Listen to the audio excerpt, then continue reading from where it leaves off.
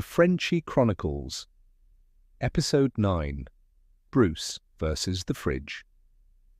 Monster. In a cozy little home by the seaside, there lived 3 French bulldogs, old Alan, Fival, and Bruce. Alan was the grumpy old man of the house, a fawn-coloured Frenchie with a wrinkly face and a soul too tired for nonsense. Fival was the energetic ginger Frenchie who lived for one thing, chasing balls. And Bruce? Well, Bruce was the new one. A black and brown rescue Frenchie with big eyes, a bigger belly, and a past he didn't talk about. Scene 1.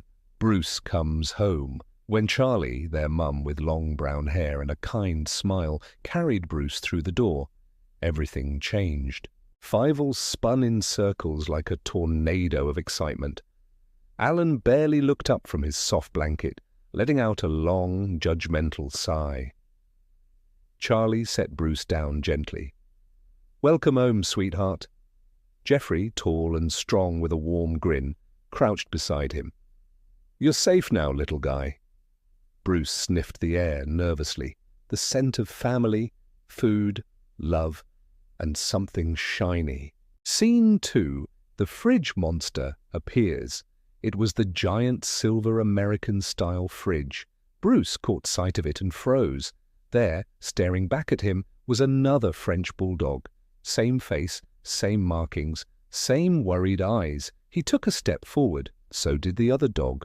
Bruce tilted his head left. The other dog did the same. His ears twitched. Then, "Bark!" the reflection Frenchie barked back. Scene 3. Frenchie chaos. Bruce launched into battle mode. Little legs, big heart, full bark. Tiles clicked under his paws as he slid toward the fridge.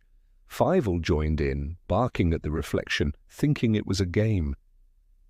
Alan, still in his bed, muttered under his breath, "Idiots." Charlie ran in.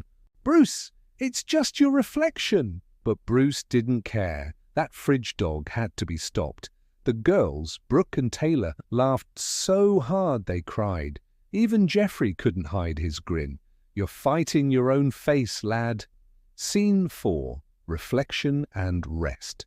That night, Bruce curled up next to Charlie on the sofa. He was tired. Being a hero was hard work. Charlie stroked his ears softly. "No more fridge monsters, okay?" Bruce gave a tiny snort.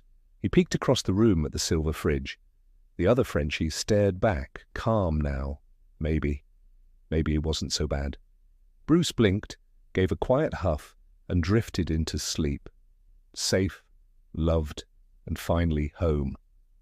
Sometimes bravery isn't about fighting monsters. It is about realizing the monster was your own reflection and learning to trust what you see. Like, comment, and subscribe for more of the Frenchie Chronicles.